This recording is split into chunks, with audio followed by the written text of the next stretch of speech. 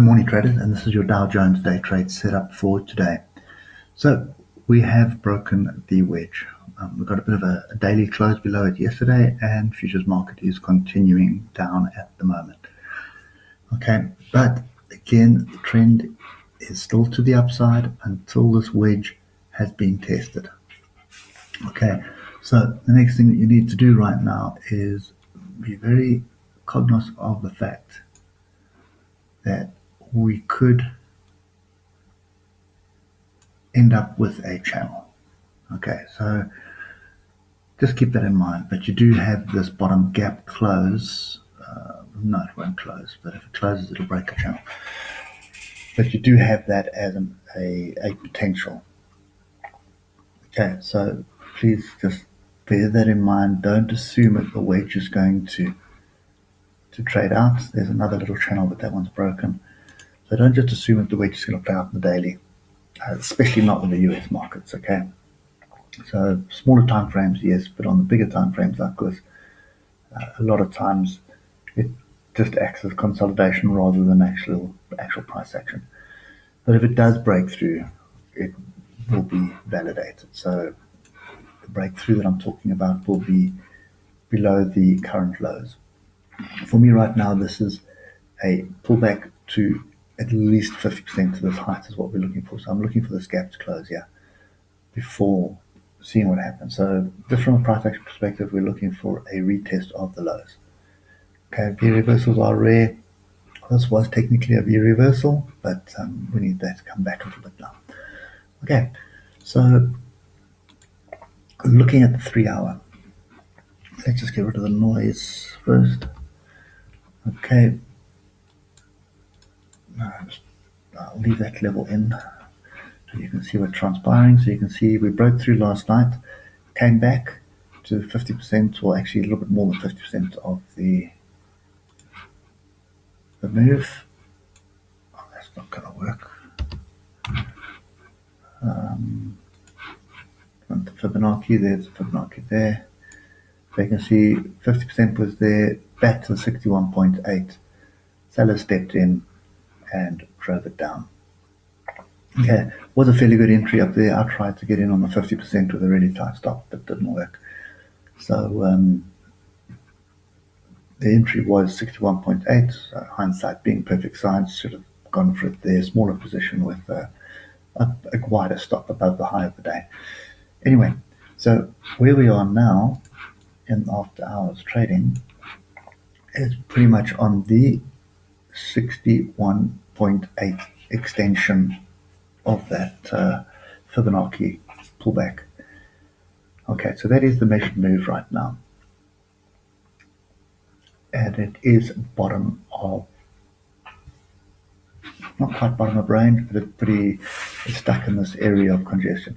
If we get through this, okay, yeah, I don't know, it's not going to be a pattern. I think your best bet is just to say it's a range. It was a head and shoulders here, but it's no longer a head and shoulders. You'd like to see a bit of a bounce up and then a move, but I don't think that's going to happen based on what's happening on the oil market in the US at the moment. I think fear is going to step in today, probably for the rest of the week, as to the real shape of the economy. Because with a very low demand for oil in a country that uses oil like it does, that's a true indication of what's going on in the economy.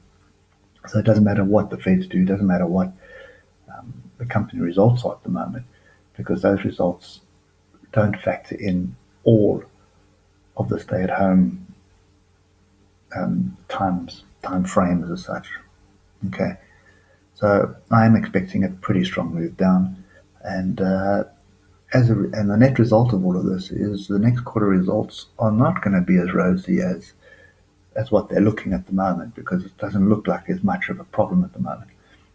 I think the next quarter is going to be a massive issue.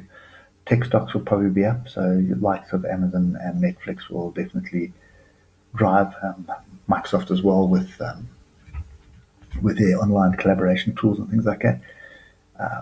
But overall, I think we're in for a tough time. We're definitely in for a tough time for the next couple of months, at least, possibly years. Okay, so what I'm looking for is shorts. I am truly looking for shorts. Not going to look at shorts right now. Wait for the market to open, and then hopefully we'll get some kind of a pullback. You can see there's a nice little pin bar of a level at the moment happening on the 12-minute, but I'd like to see some kind of a pullback. And I don't think we have any level breakout. I suppose we can delete that. What we can aim for is something like that. Okay, now the key thing here is that we have broken through the 150 EMA. Okay, there it is there. You can see how it was respected last night, and it's broken through today. I'd like to see a retest of that. I really would like to see price come back, retest it, and then get in for the move to the downside. What may transpire is, depending what happens in Europe, but we may break through this area where the buyers are sitting at the moment. We may just sort of break through that, then come back and test this area while this 150 EMA crosses over all the other moving averages and then starts turning to the downside. And then we'll have a retest of it lower down, which may coincide with the breakouts of 23,139.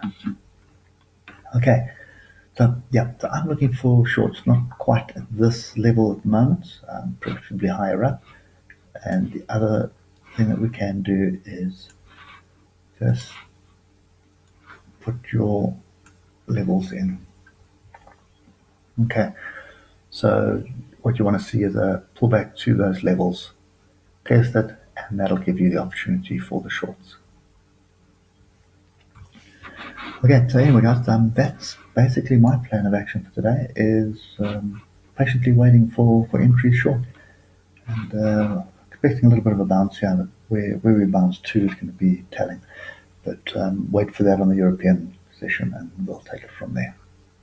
Okay, anyway guys, that's it for me today. I hope it helps. Keep those stops tight as you can so you can get relatively large positions in, and hopefully this is the start of something bigger.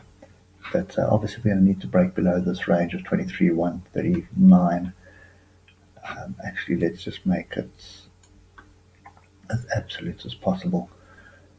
We want it to break through 23,071. Okay, break through 23,071 is going to validate the move to the downside. Anyway, stay safe, and we'll catch you later. Cheers for now.